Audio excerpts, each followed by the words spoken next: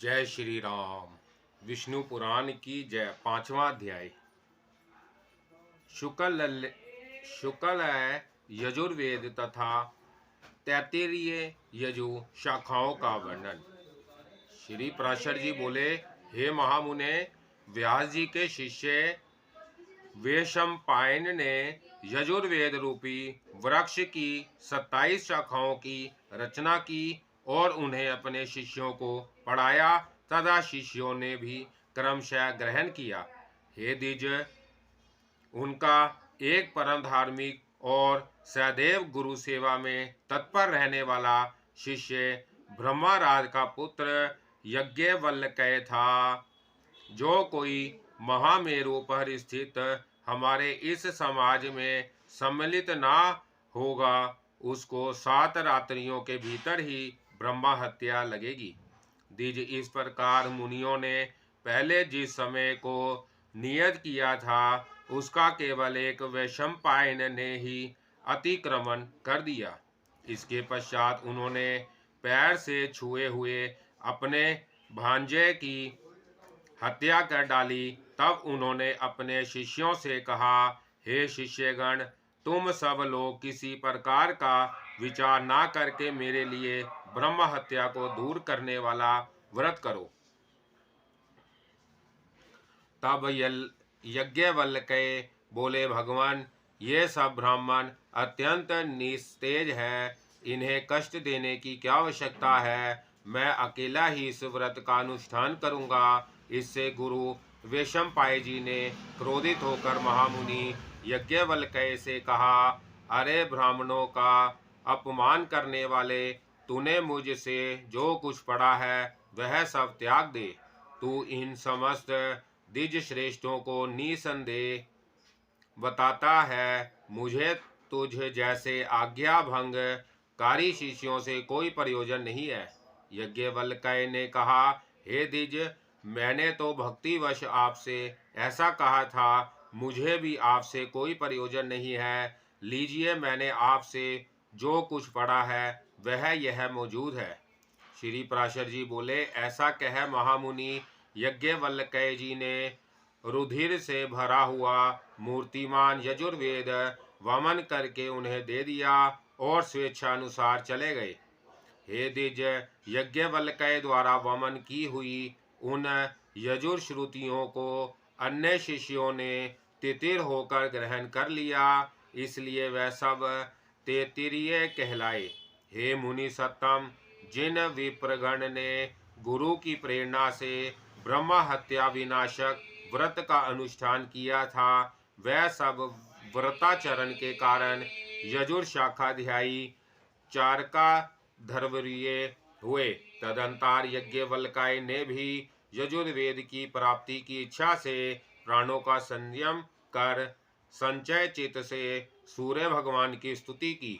यज्ञवल्क्य जी बोले, अतुलित तेजस्वी मुक्ति के द्वार स्वरूप तथा वेदत्र रूप तेज से संपत्र एवं ऋक यजु तथा साम स्वरूप सविता देव को नमस्कार है, जो अग्नि और चंद्रमा रूप जगत के कारण और सुषुम्ना नामक परम तेज को धारण करने वाले हैं। उन भगवान भास्कर को नमस्कार है। कला काष्ठा निमेश आदि काल ज्ञान के कारण तथा ध्यान करने योग्य पर ब्रह्मा स्वरूप विष्णुमय श्री सूर्य देव को नमस्कार है, जो अपनी किरणों से चंद्रमा को पोषित करते हुए देवताओं को तथा सौधा रूप अमृत से पितृगण को तृप्त करते हैं। उन तृप्ति रूप सूर्य देव को नमस्कार है, जो हिम जल और उष्णता के कर्ता अर्थात शीत वर्षा और ग्रीष्म आदि ऋतुओं के कारण है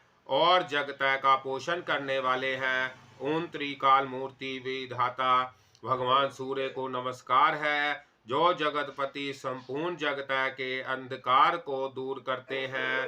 उन सत्व मूर्तिधारी विवस्वान को नमस्कार है, जिनके उदित हुए बिना मनुष्य सत्कर्म में प्रवृत्त नहीं हो सकते और जल शुद्धि का कारण नहीं हो सकता।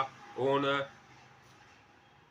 भगवान देव को नमस्कार है,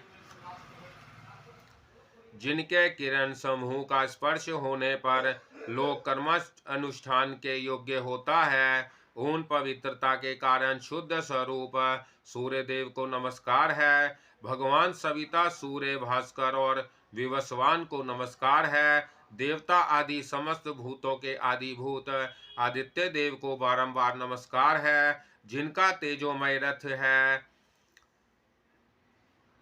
ध्वजाएं हैं, जिन्हें अमर अश्वगण वहन करते हैं, तथा जो त्रिभुवन को प्रकाशित करने वाले नेत्र रूप है, उन सूर्य देव को नमस्कार है। श्री पराशर जी बोले, उनके इस प्रकार स्तुति करने पर भगवान सूर्य अश्व रूप से प्रकट होकर बोले, तुम अपना विष्ट वर मांगो। तब यज्ञवल्क्य जी ने उन्हें प्रणाम करके कहा, आप मुझे उन यजुर श्रुतियों का उपदेश कीजिए जिन्हें मेरे गुरुजी भी ना जानते हो। उनके ऐसा कहने पर भगवान सूर्य ने उन्हें आयात याम नामक यजु श्रुतियों का उपदेश दिया, जिन्हें उन्हें गुरु विशंपाय जी की भी नहीं जानते थे। हे द्विजोत्तम, उन श्रुतियों को जिन ब्राह्मणों ने पढ़ा था वह वाजी नाम से विख्यात हुए, क्योंकि उनका उपदेश करते समय सूर्य भी अश्वरूप हो गए थे। हे महाभाग, उन वाजी श्रुतियों की काव्य आदि 15 शाखाएं हैं। वह सब शाखाएं महर्षि यज्ञवल्क्य जी प्रवर्त की हुई कही जाती हैं। जय श्री राम। जय श्री राम। विष्णु पुराण की जय। छठा अध्याय। सामवेद की शाखा 18 पुराण और 14 विधाओं के विभाजन का वर्णन। श्री पराशर जी बोले, हे मैत्रेय, जिस क्रम से व्यास जी के शिष्य जैमिनी ने सामवेद की शाखाओं का विभाग किया था, वह मुझसे सुनो। जैमिनी का पुत्र सुमंतु था और उसका पुत्र सुकर्मा हुआ। उन दोनों महामती पुत्र पौत्रों ने सामवेद की एक एक शाखा का अध्ययन किया। तदंतर सुमंतु के पुत्र सुकर्मा ने अपनी सामवेद संहिता के 1 सहस्त्र शाखा भेद किए, और हे द्विजोत्तम, उन्हें उसके कौशल्य, हिरण्यनाभ तथा पौष्टिक पंचरी नामक 2 महावर्ती शिष्यों ने ग्रहण किया। हिरण्यनाभ के 500 शिष्य थे, जो उदिच सामग कहलाए। इसी प्रकार जिन अन्य द्विजोत्तमों ने इतनी ही संहिताएं हिरण्यनाभ से और ग्रहण की, उन्हें पंडित जन प्राच्य सामग कहते हैं। प्रोष्पंजलि के शिष्य लोकश्री, नोधमी, काशीवान और लांगली थे। उनके शिष्य प्रशिष्यों ने अपनी संहिताओं के विभाग करके उन्हें बहुत बढ़ा दिया। महामुनि कृति नामक हिरण्यनाभ के एक और शिष्य ने अपने शिष्यों को सामवेद की 24 संहिताएं पढ़ाई। फिर उन्होंने भी इस सामवेद का शाखाओं द्वारा खूब विस्तार किया। अब मैं अथर्ववेद की संहिताओं के समुच्चय का वर्णन करता हूँ। अथर्ववेद को प्रथम गण सर्वप्रथम अमित तेजोमय सुमंतु मुनि ने अपने शिष्य कबंद को पढ़ाया था। फिर कबंद ने उसके 2 भाग कर उन्हें देवदर्श और पाथ्य नामक अपने शिष्यों को दिया। हे द्विज सत्तम, वेद दर्श के शिष्य मेघ, ब्रह्माबली, शौल कायनी और पिपल थे। हे द्विज, पृथ्य के भी जबाली, कुमुदादि और शौनक नामक 3 शिष्य थे, जिन्होंने संहिताओं का विभाग किया। शोक ने भी अपनी संहिता के 2 विभाग करके उनमें से एक वभ्रु को तथा दूसरी सैंधव नामक अपने शिष्य को दी। सैंधव से पढ़कर मुनिकेश ने अपनी संहिता के पहले 2 और फिर 3 विभाग किए। नक्षत्र कल्प, वेद कल्प, संहिता कल्प, अंगिर संकल्प और शांति कल्प, उनके रचे हुए ये 5 विकल्प अथर्ववेद संहिताओं में सर्वश्रेष्ठ हैं। तदंतर पुराणार्थ विशारद व्यास जी ने आख्यान, उपाख्यान, गाथा और कल्प शुद्धि के सहित पुराण संहिता की रचना की। रोमहर्षण सूत व्यास जी के प्रसिद्ध शिष्य थे। महामती व्यास जी ने उन्हें पुराण संहिता का अध्ययन कराया। उन सूत जी के सुमति, अग्रिवर्चा, मित्रायु, सांशपरायण, अकृतव्रत और सवर्णी ये 6 शिष्य थे। कश्यप गोत्रीय, अकृतव्रत, सवर्णी और सांशपायन ये तीनों संहिता करता है। उन तीनों संहिताओं की आधार एक रोमहर्षण जी की संहिता है। हे मुने, इन चारों संहिताओं की सारभूत मैंने यह विष्णु पुराण संहिता बताई है। पुराणज्ञ पुरुष कुल 18 पुराण बतलाए हैं। उन सब में प्राचीनतम ब्रह्मा पुराण है। प्रथम पुराण ब्रह्मा है, दूसरा पाद, तीसरा वैष्णव, चौथा शिव, पांचवा भागवत, छठा नारदीय और सातवां मार्कंडेय है।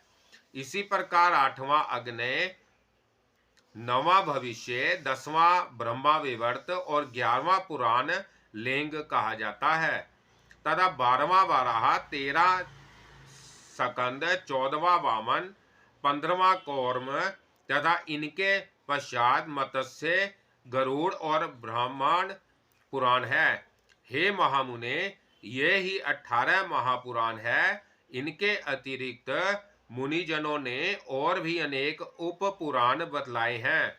इन सभी में सृष्टि, प्रलय, देवता आदिकों के वंश, मनवंतर और भित्र भित्र राजवंशों के चरित्रों का वर्णन किया गया है। हे मित्रे, जिस पुराण को मैं तुम्हें सुना रहा हूँ वह पाद पुराण के अनंतर कहा हुआ वैष्णव नामक महान पुराण है। हे साधु श्रेष्ठ, इनमें सर्ग, प्रतिसर्ग, वंश और मनवंतर आदि का वर्णन करते हुए सर्वत्र केवल विष्णु भगवान का ही वर्णन किया गया है। 6 वेदांग, 4 वेद, मीमांसा, न्याय पुराण और धर्मशास्त्र, यह ही 14 विधाएं हैं। इन्हीं में आयुर्वेद, धनुर्वेद और गंधर्व, इन तीनों को तथा चौथे अथर्व वेद को मिला लेने से कुल 18 विधाएं हो जाती हैं। ऋषियों के 3 भेद हैं। प्रथम ब्रह्म ऋषि, द्वितीय देव ऋषि और फिर राज ऋषि। इस प्रकार मैंने तुमसे वेदों की शाखाओं के भेद, उनके रचयिता तथा शाखा भेद के कारणों का भी वर्णन कर दिया। इसी प्रकार समस्त मनवंतरों में एक से शाखा भेद रहते हैं। हे द्विज, प्रजापति ब्रह्मा जी से प्रकट होने वाली श्रुति तो नित्य है, यह तो उसके विकल्प पात्र है। हे मित्र, वेद के संबंध में तुमने मुझसे जो कुछ पूछा था वह मैंने सुना दिया। अब और क्या कहूँ।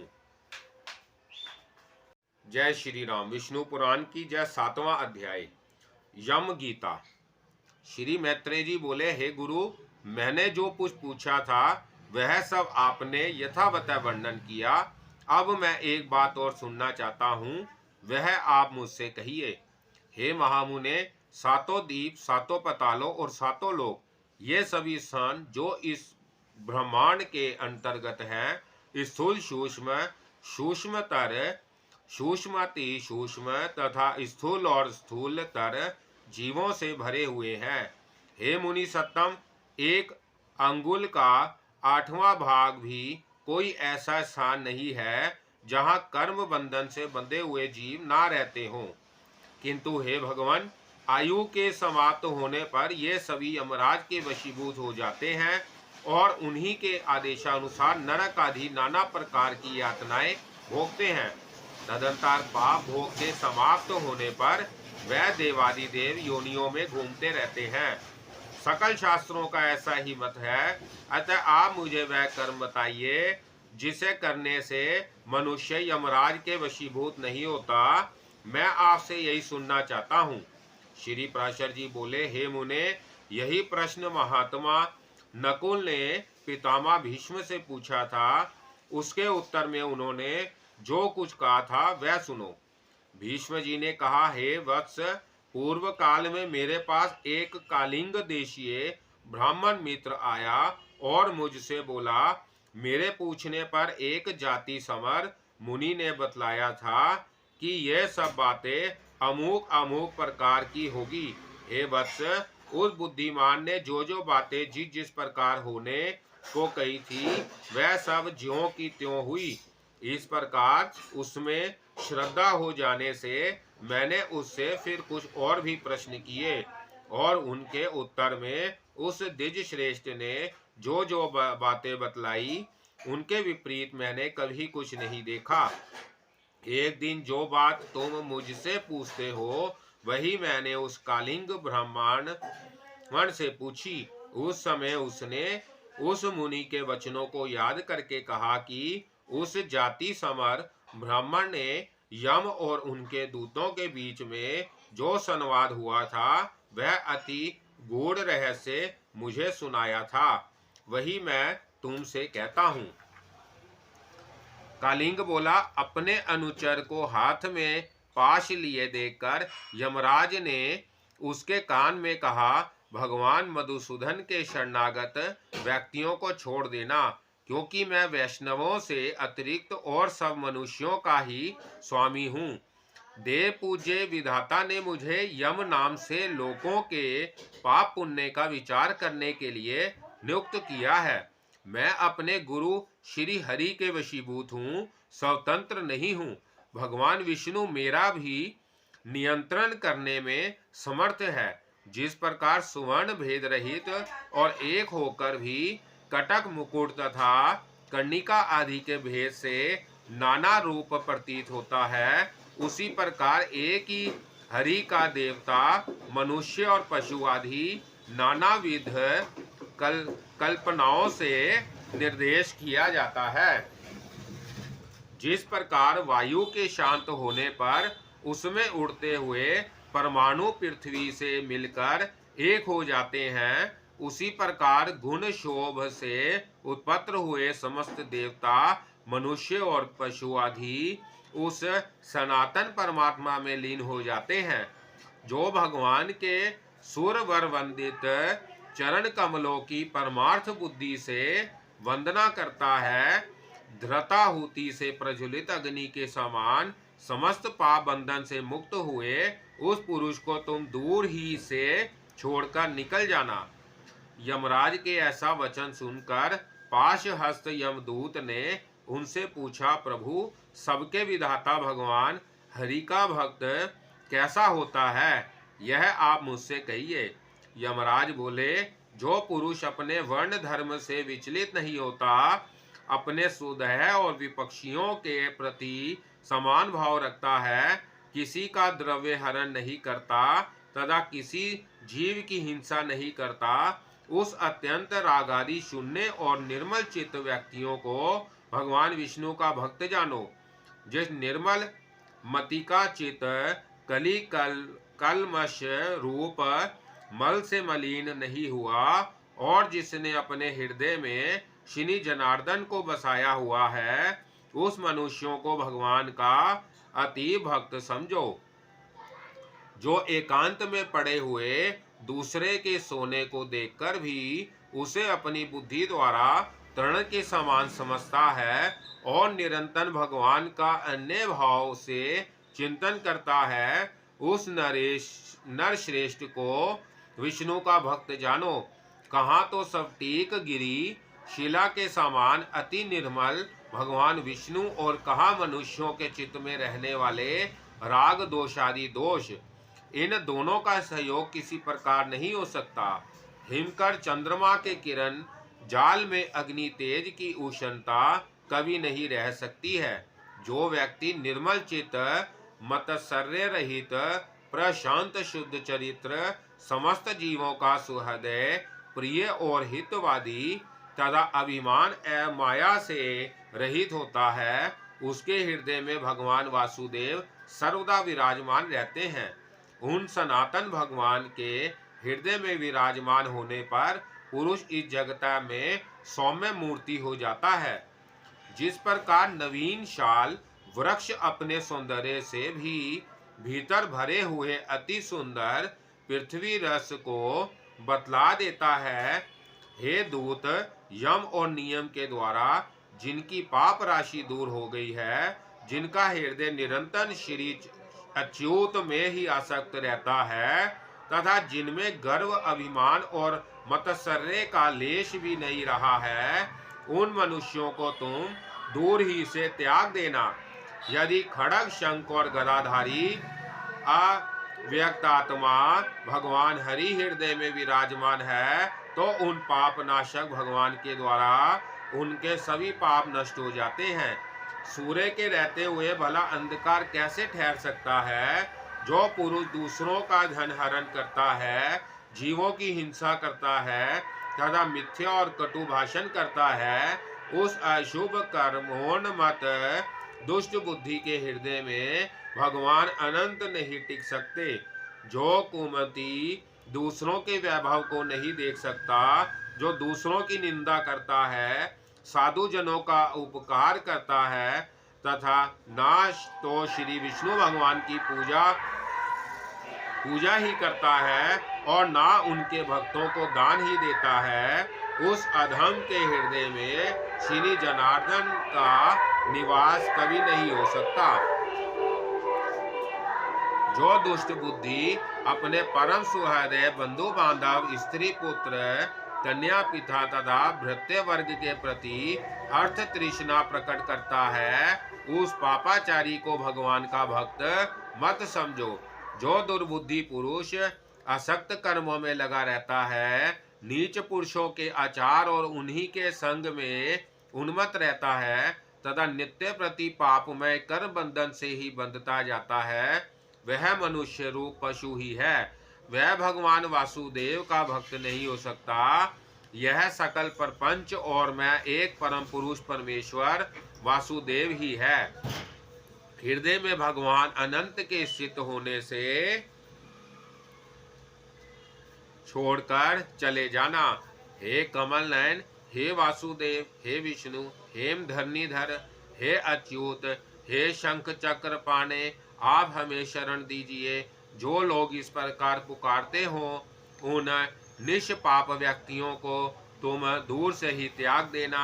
जिस पुरुष श्रेष्ठ के अंतकरण में वह अव्यक्तमात्मा भगवान विराजते हैं, उसका जहाँ तक दृष्टिपात होता है, वहाँ तक भगवान के चक्र के प्रभाव से अपने बल वीर्य नष्ट हो जाने के कारण तुम्हारी अथवा मेरी गति नहीं हो सकती।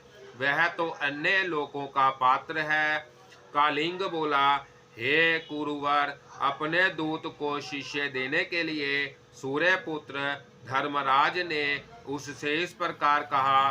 मुझसे यह प्रसंग उस जाति समर मुनि ने कहा था और मैंने यह संपूर्ण कथा तुमको सुना दी है। श्री भीष्म जी बोले, हे नकुल, पूर्व काल में कालिंग देश में आए हुए उस महात्मा ब्राह्मण ने प्रसन्न होकर मुझे यह सब विषय सुनाया था। हे वत्स, वही संपूर्ण वृत्तांत जिस प्रकार की इस संसार सागर में एक विष्णु भगवान को छोड़कर जीव का और कोई भी रक्षक नहीं है, मैंने ज्यों का त्यों तुम्हें सुना दिया। जिसका हृदय निरंतर भागवत परायण रहता है, उसका यम, यमदूत, यश पाश, यम दंड अथवा यम यातना कुछ भी नहीं बिगाड़ सकते। श्री प्राशर जी बोले, हे मुने, तुम्हारे प्रश्न के अनुसार जो कुछ यम ने कहा था वह सब मैंने तुम्हें भली प्रकार सुना दिया। अब और क्या सुनना चाहते हो? जय श्री राम। विष्णु पुराण की जय। 8वां अध्याय, विष्णु भगवान की आराधना और चतुर्वर्ण्य धर्म का वर्णन। श्री मैत्रेय जी बोले, हे भगवान, जो लोग संसार को जीतना चाहते हैं वह जिस प्रकार जगतपति भगवान विष्णु की उपासना करते हैं वह वर्णन कीजिए। और हे महामुने, उन गोविंद की आराधना करने पर आराधन पारायण पुरुषों को जो फल मिलता है वह भी मैं सुनना चाहता हूँ। श्री प्राशर जी बोले, हे मैत्रेय, तुम जो कुछ पूछते हो यही बात महात्मा सगर ने औरव से पूछी थी। उसके उत्तर में उन्होंने जो कुछ कहा वह मैं तुमको सुनाता हूँ, श्रवण करो। हे मुनि श्रेष्ठ, सगन ने भृगुवंशी महात्मा औरव को प्रणाम करके उनसे भगवान विष्णु की आराधना के उपाय और विष्णु की उपासना करने से मनुष्यों को जो फल मिलता है उसके विषय में पूछा था। उनके पूछने पर औरव ने यत्न पूर्वक जो कुछ कहा था वह सब सुनो। और वह बोले, भगवान विष्णु की आराधना करने से मनुष्य भूमंडल संबंधी समस्त मनोरथ स्वर्ग से भी श्रेष्ठ ब्रह्मापाद और परम निर्वाण पद भी प्राप्त कर लेता है। हे राजेंद्र, वह जिस जिस फल की जितनी जितनी इच्छा करता है, अल्प हो या अधिक, श्री अच्युत की आराधना से निश्चय ही वह सब प्राप्त कर लेता है। और हे भूपाल, तुमने जो पूछा कि हरि की आराधना किस प्रकार की जाए, सो सब मैं तुमसे कहता हूँ, सावधान होकर सुनो। जो पुरुष वर्णाश्रम धर्म का पालन करने वाला है, वही परम पुरुष विष्णु की आराधना कर सकता है। उनको संतुष्ट करने का और कोई मार्ग नहीं है। हे नरप, यज्ञों का यजन करने वाला पुरुष उन ही का यजन करता है, जप करने वाला उन्हीं का जप करता है, और दूसरों की हिंसा करने वाला उन्हीं की हिंसा करता है। क्योंकि भगवान हरि सर्वभूतमय है, अतः सदाचार युक्त पुरुष अपने वर्ण के लिए विहित धर्म का आचरण करते हुए श्री जनार्दन ही की उपासना करता है। हे पृथ्वीपते, ब्राह्मण क्षत्रिय वैश्य और शूद्र अपने धर्म का पालन करते हुए ही विष्णु की आराधना करते हैं, अन्य प्रकार से नहीं। जो पुरुष दूसरों की निंदा, चुगली अथवा मिथ्या भाषण नहीं करता तथा ऐसा वचन भी नहीं बोलता जिससे दूसरों को खेद हो, उससे निश्चय ही भगवान केशव प्रसन्न रहते हैं। हे राजन, जो पुरुष दूसरों की स्त्री, धन और हिंसा में रुचि नहीं करता, उससे सर्वदा ही भगवान केशव संतुष्ट रहते हैं। हे नरेंद्र, जो मनुष्य किसी प्राणी अथवा अन्य देहधारियों को पीड़ित अथवा नष्ट नहीं करता, उससे श्री केशव संतुष्ट रहते हैं। जो पुरुष देवता, ब्राह्मण और गुरुजनों की सेवा में सदा तत्पर रहता है, हे नरेश्वर, उससे गोविंद सदा प्रसन्न रहते हैं। जो व्यक्ति स्वयं अपने और अपने पुत्रों के समान ही समस्त प्राणियों का भी हित चिंतन होता है, वह सुगमता से ही श्री हरि को प्रसन्न कर लेता है। नरक, जिसका चित्त राग आदि दोषों से दूषित नहीं है, उस विशुद्ध चित्त पुरुष से भगवान विष्णु सदा संतुष्ट रहते हैं। हे नृपश्रेष्ठ, शास्त्रों में जो जो वर्णाश्रम धर्म कहे हैं, उनका आचरण करके पुरुष विष्णु की आराधना कर सकता है और किसी प्रकार नहीं। सगर बोले, हे द्विज श्रेष्ठ, अब मैं संपूर्ण वर्ण धर्म और आश्रमों धर्म को सुनना चाहता हूँ, कृपा करके वर्णन कीजिए।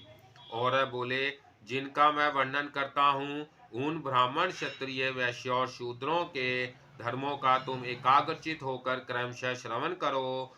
ब्राह्मण का कर्तव्य है कि दान दे, यज्ञों द्वारा देवताओं का यजन करे, स्वाध्यायशील हो, नित्य स्नान तर्पण करे और अग्न्याय दान आदि कर्म करता रहे। ब्राह्मण को उचित है कि वृत्ति के लिए दूसरों के यज्ञ करावे, औरों को पढ़वे और न्यायोपार्जित शुद्ध धन में से न्यायोनुकूल द्रव्य संग्रह करे। ब्राह्मण को कभी किसी का हित नहीं करना चाहिए और सर्वदा समस्त प्राणियों के हित में तत्पर रहना चाहिए। संपूर्ण प्राणियों में मैत्रेय रखना ही ब्राह्मण का परम धन है। पत्थर में और पराये रत्न में ब्राह्मण को समान बुद्धि रखनी चाहिए। हे राजन, पत्नी के विषय में ऋतुगामी होना ही ब्राह्मण के लिए प्रशंसनीय कर्म है। क्षत्रिय को उचित है कि ब्राह्मणों को यथेष्ट दान दे, विविध यज्ञों का अनुष्ठान करे और अयन करे। शास्त्र धारण करना और पृथ्वी की रक्षा करना ही क्षत्रिय का उत्तम आजीविका है। इनमें भी पृथ्वी पालन ही उत्कृष्टतर है। पृथ्वी पालन से ही राजा लोग कृतकृत्य हो जाते हैं, क्योंकि पृथ्वी में होने वाले यज्ञादि कर्मों का अंश राजा को मिलता है। जो राजा अपने वर्ण धर्म को स्थित रखता है वह दुष्टों को दंड देने और साधु जनों का पालन करने से अपने अभिष्ट लोगों को प्राप्त कर लेता है। हे नरनाथ, लोक पितामह ब्रह्मा जी ने वैश्यों को पशुपालन, वाणिज्य और कृषि ये जीविका रूप से दिए हैं। अध्ययन, यज्ञ, दान और नित्य नैमित्तिक कामादि कर्मों का अनुष्ठान ये कर्म उसके लिए भी विहित है। शूद्र का कर्तव्य यही है कि दी जातियों की प्रयोजन सिद्धि के लिए कर्म करे और उसी से अपना पालन पोषण करे, अथवा आपातकाल में जब उक्त उपाय से जीविका निर्वाह ना हो सके तो वस्तुओं के लेने बेचने अथवा कारीगरी के का, कामों से निर्वाह करे। अति नर्मता, शौच, निष्कपट स्वामी सेवा, मंत्रहीन यज्ञ, अस्त्य, सत्संग और ब्राह्मण की रक्षा करना ये शूद्र के प्रधान कर्म है। हे राजन, शूद्र को ही उचित है कि दान दे, बलि, वैष्णव देव अथवा नमस्कार आदि अल्प यज्ञों का अनुष्ठान करे, पितृ श्राद्ध आदि कर्म करे, अपने आश्रित कुटुंबियों के भरण पोषण के लिए सकल वर्णों में द्रव्य संग्रह करे और ऋतु काल में अपनी ही स्त्री से प्रसंग करे।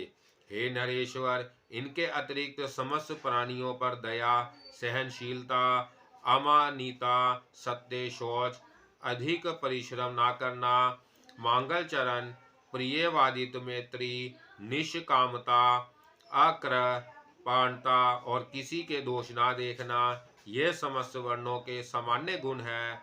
सब वर्णों के सामान्य लक्षण इसी प्रकार है।